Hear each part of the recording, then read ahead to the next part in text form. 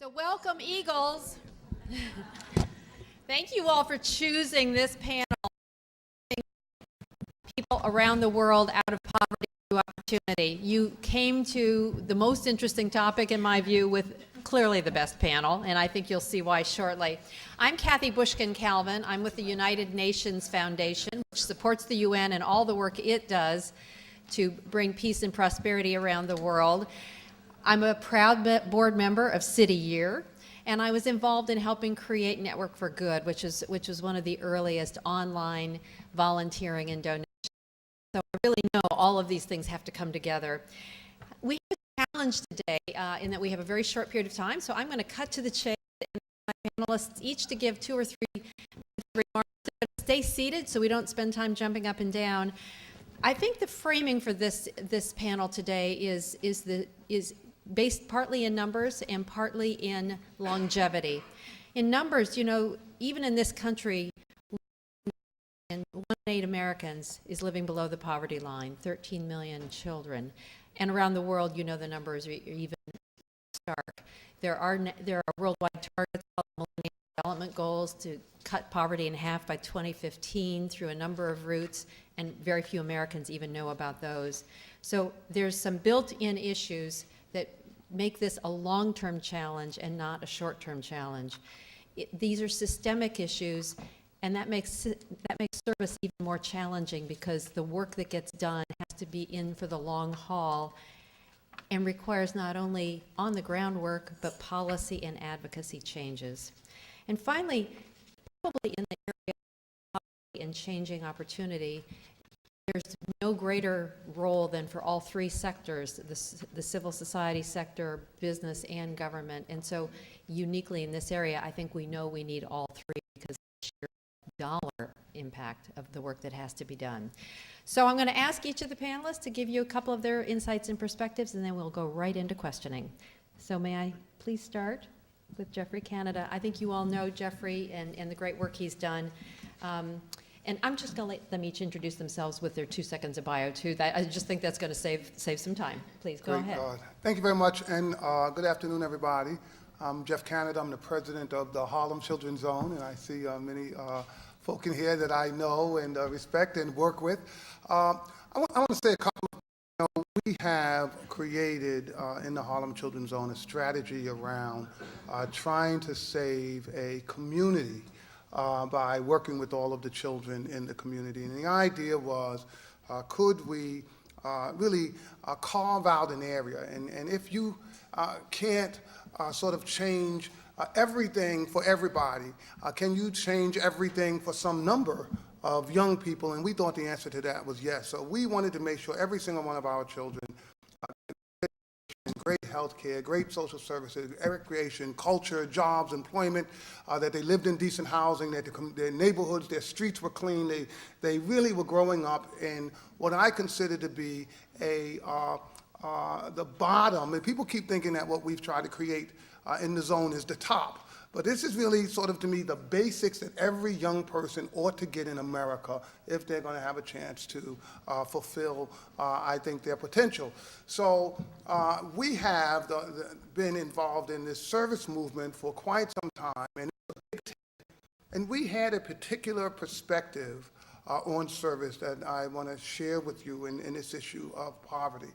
And for people who listened to the presidential comments last night as the candidates were talking, each one was asked a question about the ability of poor and working class young people and Americans to do service.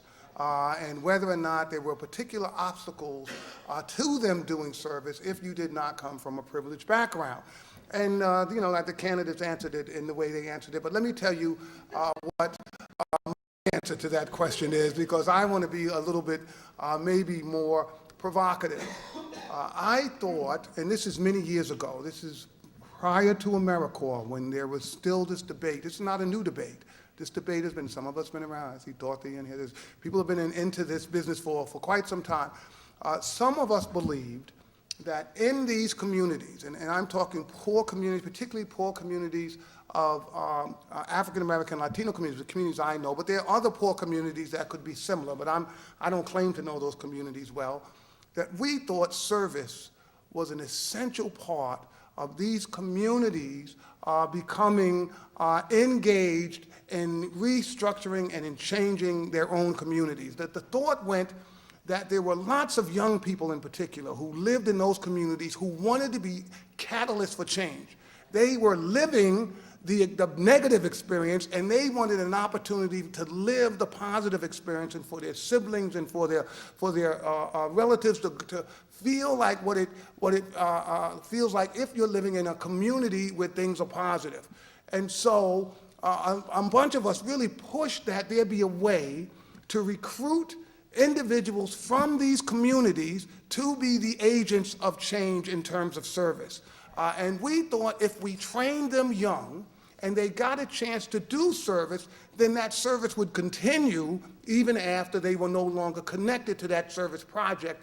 And in that way, you would be developing the sort of infrastructure of communities for these communities to then sort of perpetually take care of themselves. And that was a bit of an argument, and it was one of the pushes around, should there be some sort of stipend or support for folks so that the financial issue was not a sort of a disqualifier for people who wanted to do service. So he said, yeah, I really want to do it, but I can't afford to because I have to work and I have to. So if we said we could took away that obstacle, could we get folk from the community really deeply engaged in giving back? And so now you fast forward, 15 years, and if you come into our organization, you will see the signs of that service that began 15 years ago all throughout the Harlem Children's Zone. From the highest levels in terms of my management right through to people working on the ground, there are people who live in Harlem. It's our program that's called the Peacemakers Program, who went through that project, who are giving back to their communities every day as adults now. These are no longer sort of the young people we started with.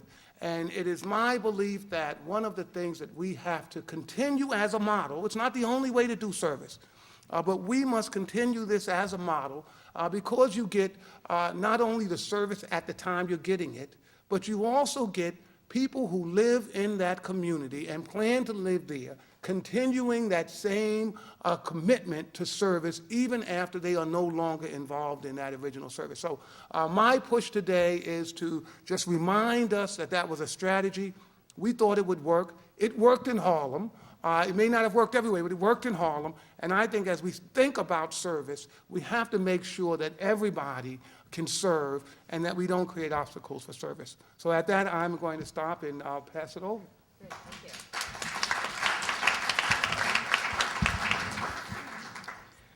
Good morning. I'm Martin King, President and CEO of Realizing the Dream, an organization that I started in 2006. I want to begin by saying that it's an honor to be here with our moderator in this distinguished panel. As we discuss this most important topic, I'll say that 40 years ago, shortly before my father was killed in 1968, he had engaged in a campaign, and I might add he and his team, to address the issue of poverty in America by bringing together poor blacks, poor whites, poor Native Americans, poor Americans from all walks of life to basically say to our nation's policymakers that we demand the right to decent jobs with decent pay. What he was talking about was a living wage in our nation. Of course, we're still debating about what the minimum wage should be, so we've got a long, long way to go. He did not live to realize that dream. And today, 40 years later, we find ourselves in some of the most difficult conditions that our nation has been exposed to in quite some time. For that reason, after my mom passed in 2006, Coretta Scott King, I started Realizing the Dream, with one of the focuses being on poverty as it relates to service. And I'm going to be very, very brief, because I think that when we look at poverty in general, and when we look at service, we know that Americans, when provided with an opportunity to respond, we looked and saw the thousands of people who responded after Katrina, just as we are now looking at several other hurricanes that are tragically coming toward our shores. Americans do respond. They just have to understand how to respond. Americans from all walks of life. But it is clear to me that if in 45 or 50 years we can make technological advancements,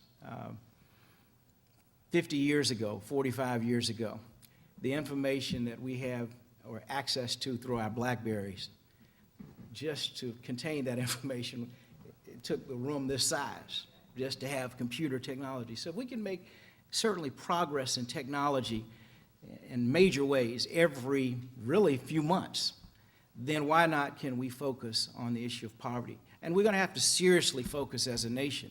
And that's why what I come today to encourage us, not just to get people civically engaged and more involved, because that is so important, but to really talk about ways that we totally roll up our sleeves to address this issue once and for all. Because I'm sure that in 15 years, through some of our academicians who we all know of in our nation who have projected ways that we could reduce poverty, we could certainly do that. We have the ability to do most anything in our nation. We just have to find a way to identify the will. When ability and will meet, then results are yielded. So, thank you.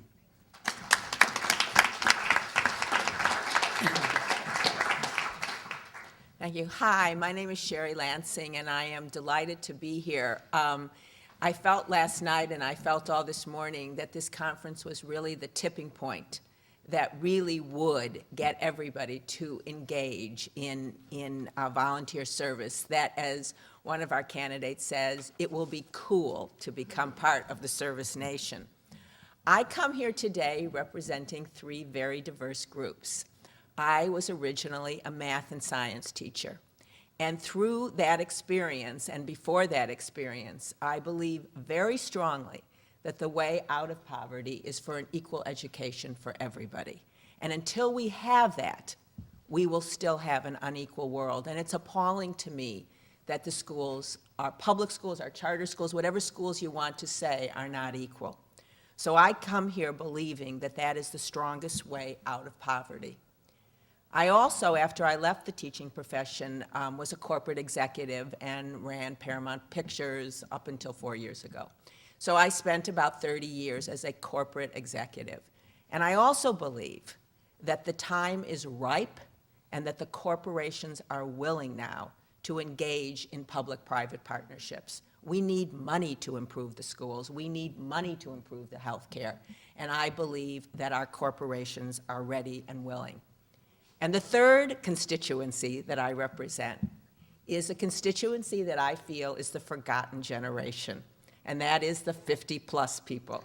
I am 64, and I am proud to say that Mick Jagger is 65, and that is what we look like. And I think that our generation, and we've been hearing a lot about this, our generation grew up walking for civil rights, fighting for civil rights, creating the women's movement, and now I believe we will redefine aging. And so I believe it's a perfect storm. I believe this group, this 50-plus group, and I'm going up to the 85-year-olds because I've seen them, wants to serve and wants to give back and wants to be relevant. So in my opinion, there are many programs out there that I can point out to. Experience Corps you've heard about, where you have a population that's mentoring people in the schools and it's proving effective. We have in LA a program called Primetime LAUSD. The response has been enormous, where we have volunteers, 50-plus, who are going into all the city schools and trying to help. And finally, we have the perfect conversion of the encore teaching career, where corporations are paying their potential retirees to go back to school to get a credential to teach math and science. We had 100% yes from every corporation we went to. So it is this convergence, in my opinion, where we can stop the poverty cycle if we concentrate not just on, but highly on education.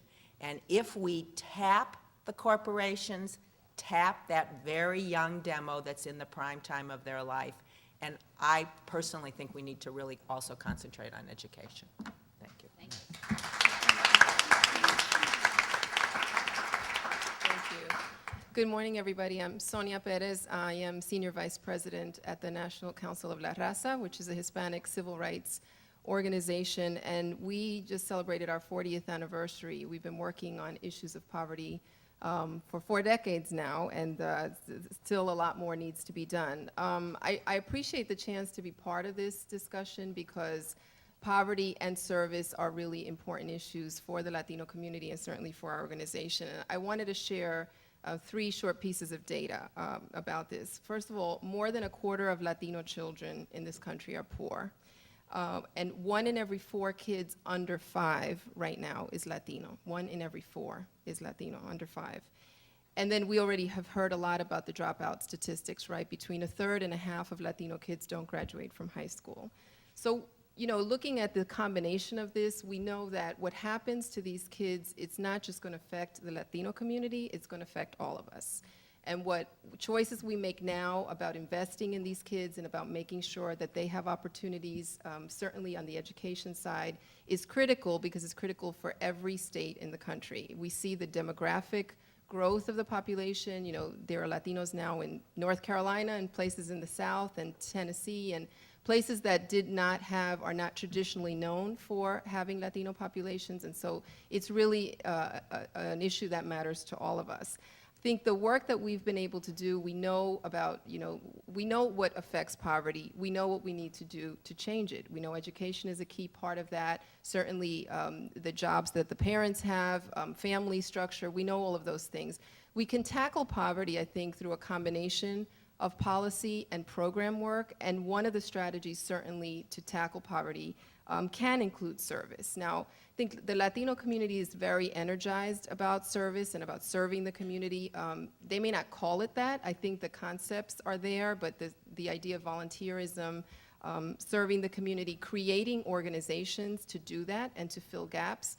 The work that I'm able to do and see, I see actually one of the former executive directors of one of our organizations, Chicano por la Causa, in Arizona. You know, these are organizations also like the Committee for Hispanic Children and Families here in New York, who got started because they recognized that there were gaps in the community, that there were things that the community needed. And it was a group of volunteers who many times came together and said, we're not getting paid to do this, but we've got to address the issues that are affecting our kids. And these are now, you know, $1 million organizations providing multiple services in the community, but started out as volunteer or started out as just trying to serve the community. So I think it's important to think about community-based organizations as vehicles to be able to do this work. It helps to organize people, certainly in the Latino community, to be able to give back. And one of the programs that we have is an AmeriCorps program. We call it Latinos Empowering Through National Service, the LENS program. Our focus is on literacy and on education because that's clearly a big factor in the issue on related to poverty. And also because we do have a number of schools. We have created a charter school network and a small schools network. We have about 100 schools in that network, and so we've partnered that network with our AmeriCorps program, and we use the volunteers, the members, to provide services and support to the students in the school, much like what we heard earlier this morning at the breakfast. We've been able to, just as, you know, to give you some example of the impact that these programs have. Over the past year, our program tutored over 1,500 kids and adults in English and Spanish literacy. We've been able to provide support to job seekers, to more than 1,200 Latino job seekers, and helping them do resumes. I mean, these are small things, but when you think about the impact that it has on changing the life of one person and then how that ripples out into the community, it's quite significant.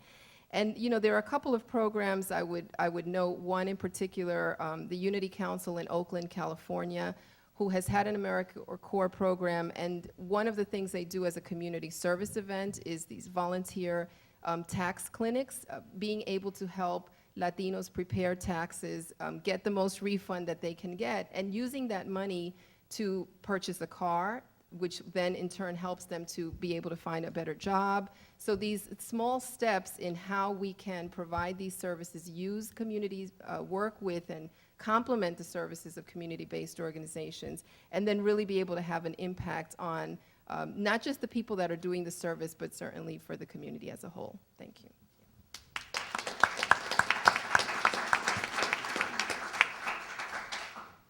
Hi, good afternoon. My name is Diana Sidlowski. I'm here because I served as an AmeriCorps Vista in 2006 and 2007 in the city of Miami.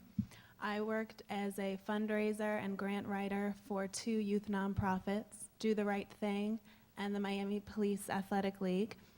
I'm not from Miami, I'm from New York City, but I went to the University of Miami, so it was very important to me to get involved with a city that I didn't feel very connected with during college. And when I served there, I met a lot of amazing people who taught me a lot about the city, which I didn't know was one of the poorest in the nations. We did a lot of programs with after school and sports, tutoring, and self-esteem building. And it was one of the most amazing years I've ever had. I then went on to be a development coordinator, working grant writing again for the Alpha-1 Foundation. Alpha-1 is a genetic disorder that causes lung and liver disease. It is fatal, and there is no cure for this disease. But I saw many people who had this disease face so many challenges, but they were not going to give up on finding a cure, and it was very inspirational.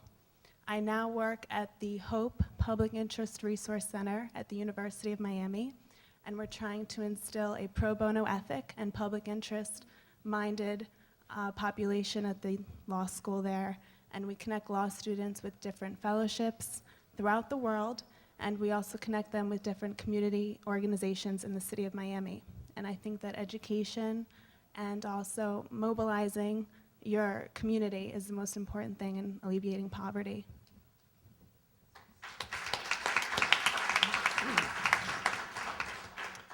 Good morning. My name is Chris Chafe. I'm the Executive Director of Change to Win. Change to Win is the alternative labor federation in the United States.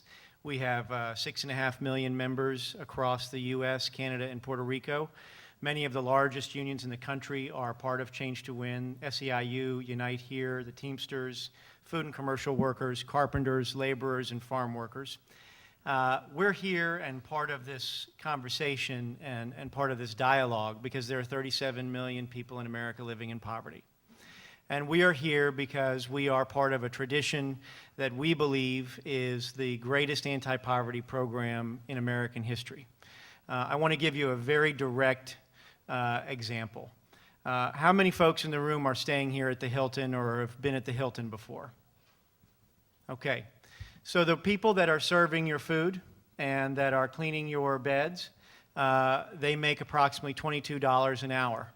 And they have health care and they have pensions, and their families are not in an immediate economic crisis. Non-union hotel workers in this country, on average in this region of the country, make $7 an hour, have no health care benefits, and have no pension benefits. And so they are oftentimes in the service economy on the front lines also of facing poverty in America. That's the difference. The union difference is often the difference between a middle-class wage, a living wage, as Martin said, and poverty.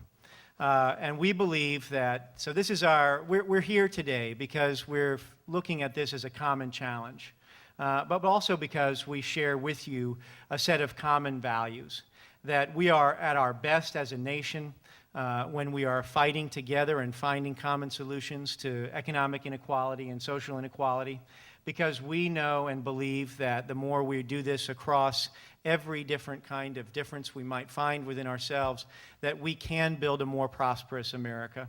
We also are here because we feel like the service world has the same position that we do, which is that we solve our problems through action, through positive action. And I want to speak to that as Jeffrey did. I think taking and giving our membership the chance to be involved in positive action builds on itself.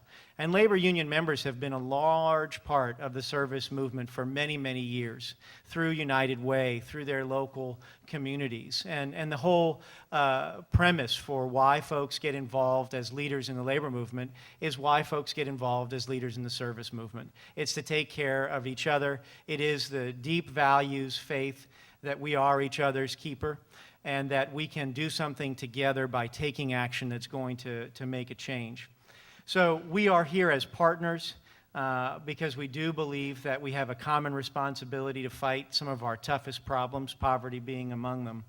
But also, I have a particular background in service work myself. I was in between doing labor organizing and community organizing. I took a position as a community service center director at a university in the Southeast, and I really had an appreciation for the fact that service work, perhaps the most valuable part of service work, is to put each other in different shoes and to have to live in the realities of folks that are different from ourselves.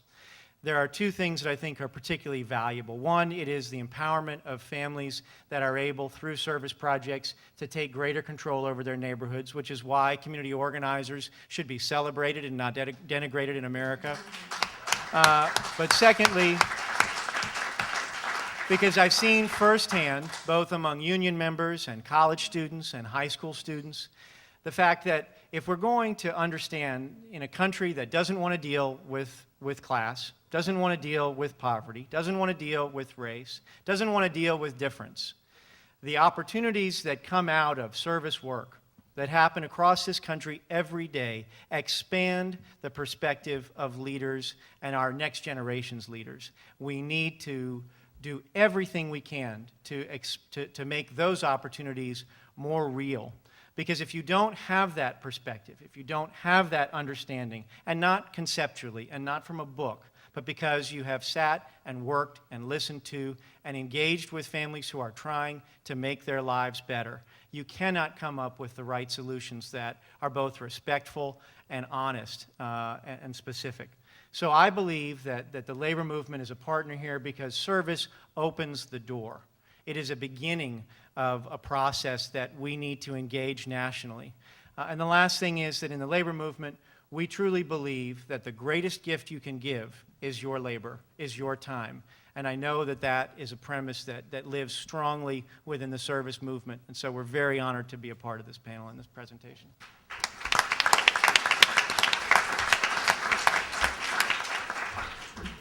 Thank you, all of you. I think we've raised some really good issues about the theory of service and how it can change a community. We've talked about different constituencies and how we need different sectors. I appreciate your making the last point about the role of service in this country. I wanted to raise one other sector, and that's the service clubs like Rotary International, which has single-handedly raised $700 million to eradicate polio around the world, and through their 33,000 affiliate clubs has immunized over 2 billion children. It's possible for us to take on anything. If polio can be eradicated through one organization working with UN and others, we can do it through all of these. I want to do the next round with you and ask you to make a comment or ask a question. I think I'll take 3 to start with so that then the panel can answer a couple different points at the same time, and then we'll take 3 more. So let me go to you, and to you. So you're first. Yes. Okay, good morning. Hi, my name is Doc Ward. I spent 30 years serving our nation as a military. I left Cleveland. Thank you very much. Left Cleveland 32 years ago in the inner city, joined the service, had a wonderful career, came back home. Same issues 30 years later that I dealt with. My first question deals with what do we do, and you folks have been involved with, how do we motivate those 14-year-olds to 18-year-olds to actually stay in school? Okay, because the schools are there, we can talk about them all day, but there's an opportunity there if you stay. And the second question is, once you got them out, come over here, you folks who are dealing in the labor movement, how do we connect the opportunity to work? You know, so you got them in, you got through, okay, now we're ready to go. In Cleveland, we've been devastated, completely devastated. So how do I connect it back? So I motivate them to stay in, and then I find something for them to do once they get out. Thank you. Next. We're going to take three at a time and then let the panel respond to a few. I'm not sure if the gentleman is looking for a response. Well, we're going to let the panel respond to a number of things at once, just keep things My going. name's Don Mathis. I work with the Community Action Partnership. We're the membership organization of Community Action Agencies around the country. And so we're constantly looking for some support. Part of the blurb in the program talked about the opportunity for section of the pending Kennedy patch legislation. And as I've seen some drafts on what's called the opportunity for, which is a little open-ended, I've also seen some references to the term anti-poverty. And there's been some good research lately by the Ford Foundation and the Casey Foundation that rather than say anti-poverty, a better way to say it is economic security. It widens the net, it enables more people to feel a part of it, and instead of talking about an anti-something, by the way, Chris, with all due respect, you can put mascara on a rhinoceros, but it doesn't make it a community organizer, if you know what I mean. But anyway, words are important. The first thing didn't make any sense to me either. So, as we're saying this pending act legislation, I would ask for support that we revisit opportunity core and use some words that will attract more constituents and define the issue better, and that's economic security.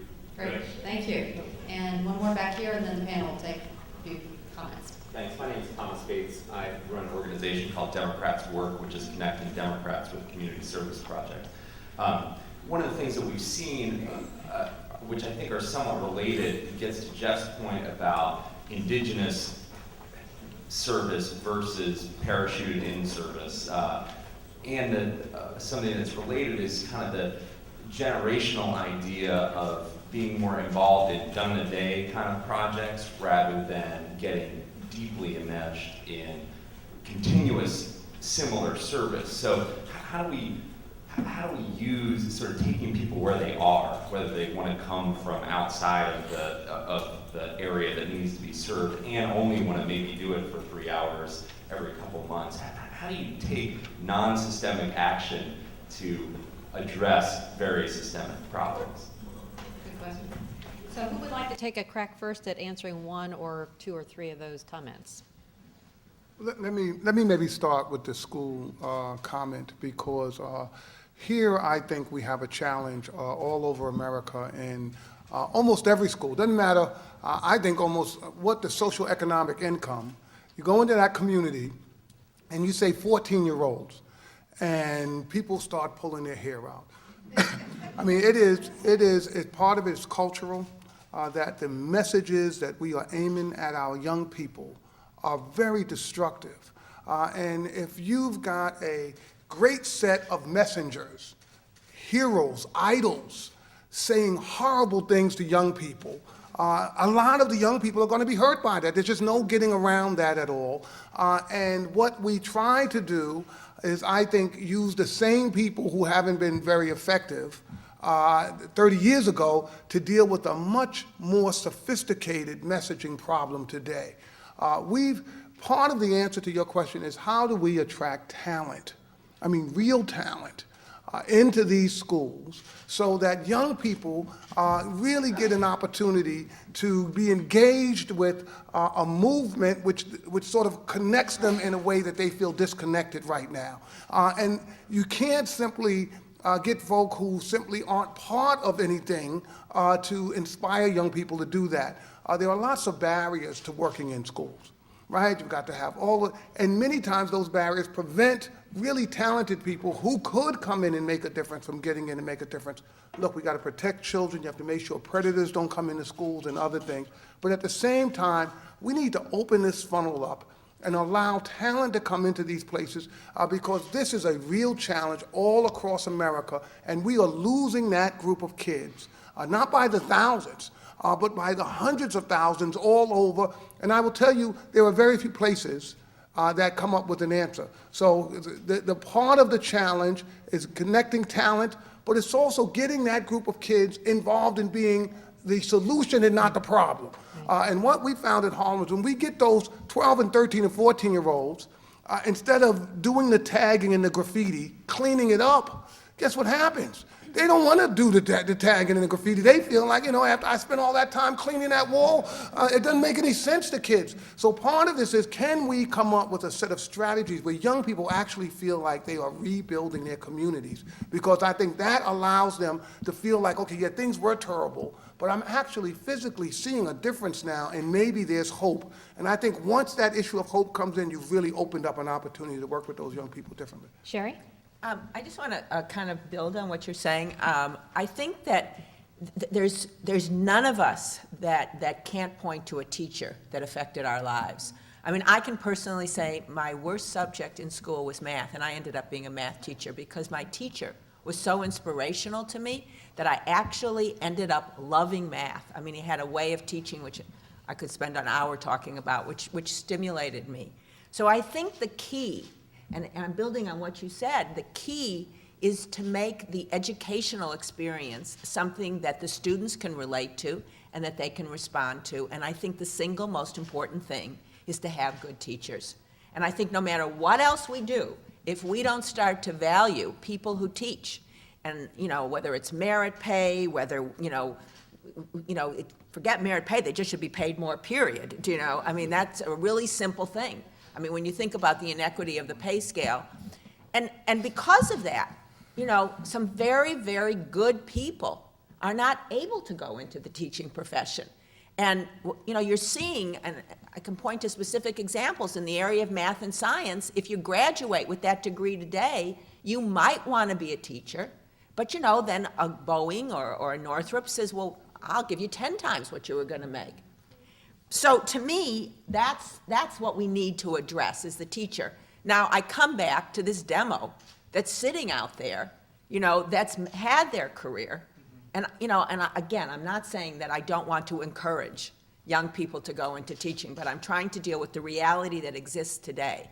So I come back to that demo. They've had their career, and in every statistic that comes back, the thing that they most want to do at this time in their life is give back. And the area they most want to give back in is education. So you are right, have to make it easier. I mean, we started this very pilot program, this Encore teaching program, as I said, which is retirees who have bachelor's degrees in math and science, but they were already at Boeing or Northrop or whatever, and they're now going back to school to get their teaching credential. I have PhDs who do not have their teaching credential from the UC system, and when they looked at what they had to do to get their credentials, they panicked. Now, it's a little silly to have somebody who has the experience and who has maybe a doctorate but not their teaching credential, and we have an art teacher teaching math and science instead. So we have to open it up. We have to make it a little easier to teach without in any way compromising. In our state, we are doing that. I have to say the governor has been great. So you can teach for 2 years while you're getting your credential. So to me, it's all about the teacher, and I do think we have this opportunity with this very hip generation that's, the boomers that are out there wanting to teach. And I think we can have them have the ability to relate to the kids. So that's Great. what I think. Sonia, very briefly, and then Martin. Sure. One other thing I was going to mention is that I think for involving students and sort of trying to reach students, it's really important, and certainly in the Latino community, of reaching the family and working through, again, existing community organizations. I think we don't always give enough value to these organizations that exist, that have, the whole indigenous, right, starting in the community, having been created by people in a community, understanding and trying to address the problems themselves that they see in their community. So working through these community organizations, reaching families and reaching parents. We have a program called Parents as Partners, and it is precisely that, to try to be able to say, okay, we're all involved in our kids' education. The school certainly plays a huge role, the teachers do. The value that we place on that is really critical, but it's also about having that relationship with the parents and with the families, bringing them in, and one of the easiest ways to do this, again, is through these CBOs, through these organizations in the community, and being able to value that work and also that level of work. I mean, sometimes we don't see, these are sort of, oh, that's just a CBO. you know, these are professional organizations that need as much support as, you know, what happens in terms of organizational development in those organizations is as critical as what happens in a corporation. And so we need to start to value what's going on in the private sector. We can take lessons learned on management, on, you know, resource development, on certain, like how you run an organization, bring that into these local organizations to strengthen those organizations. We need resources to do that, because then they're able to provide those services a lot more efficiently and effectively. Martin? I just wanted to add that I think until we really talk about reforming the system of education, we are missing the mark. Primary and secondary education, I should say. We've not done anything to our system of education for 40 or 50 years, the same way we've taught over and over again. And until we become more creative so that you can capture the imagination of a young person at an early age, we're missing the mark, even in relationship to the curriculum and the way that history is taught, primarily taught from a Western European perspective. Okay, but it excludes Native Americans, it excludes Latino and Hispanic Americans, it excludes African Americans. So even until we amend the curriculum so that every culture's history is taught throughout the year, not just like, for example, we have African American History Month. Well, that's good, but, you know, it's 28 days, some years it's one more. But nevertheless, I mean, we really do have to look at including everyone, and when school begins till school ends. And then the other thing I think we have to do is understand that we know that our sociologists, everyone tells us now, psychologists, psychiatrists, boys and girls learn different ways. We don't necessarily put that in. We just say, okay, everybody's going to learn the same way. That's just not true.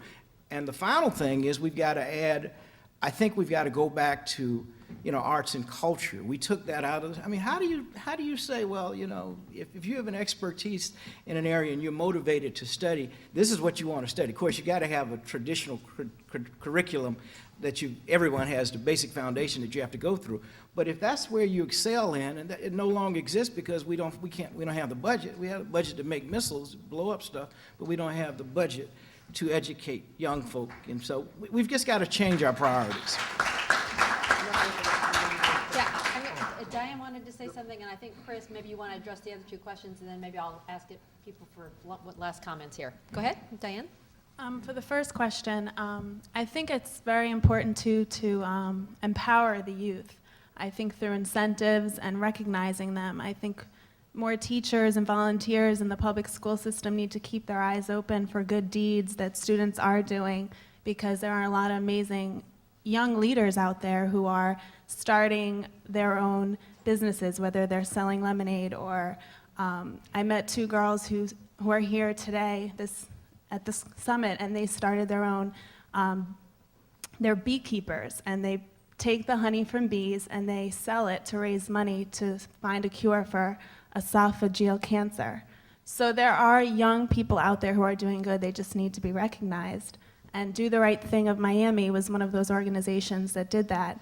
And every month they would give t-shirts out to about 1,000 students in the public school system who helped their fellow citizens, helped their fellow classmates, helped their families. And then the top winners were awarded with a trip to London and Disney World. And they are so proud to be a part of this organization, and they're role models for their peers in school. And I think for the last question was, how do you build sustainability? How do you keep the momentum going with volunteers coming in and out of organizations? I don't think you should let them go. I think you should educate them on the issues, take them into the communities, let them see what they're actually helping, make them feel a part of the organization that they're helping, so they're not just coming in, doing some filing, and leaving for the day, or participating in one beach cleanup, and they never come back to the organization. They need to feel a part of the organization. And on the second issue, I think economic self-determination is very important, and doing financial literacy seminars, VITA and other types of economic economic aid programs that are out there are very important. Chris? So I would Couple of quick things. In terms of the approach to Cleveland, so here's part of America that's essentially been deindustrialized, where in many ways it's a failure of government. It's a failure of jobs policy. It's a lack of any real manufacturing policy in the country. So I think we have to understand that service is a piece of the approach, but we have to have a much different approach in general to the notion that it matters that we have good jobs for people at whatever educational level they're at, first and foremost. And the states are getting ahead of this, ahead of the federal government, over and over again. And I think the best example of that is the emerging green jobs reality that I hope we're able to really capture, to redevelop areas like Cleveland, areas like Toledo, where auto workers have made glass windshields for generations and now should be transitioned and trained to make solar panels for generations as the economy goes through a transition. But I think it's fundamentally about a broader process of strategic planning around how we create partnerships with our educators, with our trade unions, so that, for example, if you have folks that are in Cleveland, if we're looking for the creation of apprenticeship and training programs into good jobs, and you have a partnership with your labor movement, your employer base, and your educational system, you can actually create a different kind of pathway, which right now, for most people, they would have no idea if you're 16 or 17 years old, how you're going to pursue a particular kind of career. And going to vocational classes is probably not going to give you the pathway or the clarity of how the system actually works. So I think we have to do that and use the opportunities around green jobs in particular as a way to break open the model that we've been following and that has failed. And that's partly also the labor movement's responsibility. You know, we are in a process right now of opening up who our members are and creating a much greater emphasis on diversity because we've protected in some of our trades in particular, you know, who gets to have the levels of success. And now that's being spread out to make sure that we're as open as possible to a broad array and a broad diversity of membership. So I think there's really, Sherry talked about public-private partnership. I think that's one of the elements here that gives people a reason to stay in school and a sense that there's going to be something there at the end. So it starts literally at national policy with a commitment to a jobs program, which we haven't really had in about 15 or 16 years in the strongest possible way for middle-class jobs. The last thing on Democrat, the question from the brother in the back about how do you address systemic problems with occasional responses. I believe that if we appreciate the context of service work as that initial pathway to change people's awareness of these problems, and then we find ways to create a floor that is understood. You know, people have talked about national service and military service. If we had a stronger infrastructure in this country around national service, you would have a more consistent floor to build the response towards those systemic problems. That's one easy way, essentially, to take the best that we have in folks and give them a pathway. And I think what the sister said here about, you know, don't just have people filing for half an hour. You know, the rule of any good organizer is when you get that first meeting, make sure you get a second one. Figure out how to design the kind of opportunity so people will come back. But I think it's got to be layered on so many levels. And it's so hard for us as a country to think about integrated approaches and holistic approaches to looking at these systemic problems. Service is a plank in that fight. But it's going to take so much work just to get that part of it agreed to and funded and with infrastructure. And as everyone here has said, no one waits. Right now, no one waits for that context to be provided to them. They're going out there and figuring it out and making it happen. And you have all these social entrepreneurs that are creating programs. Government's got to start catching up to all of this. Great.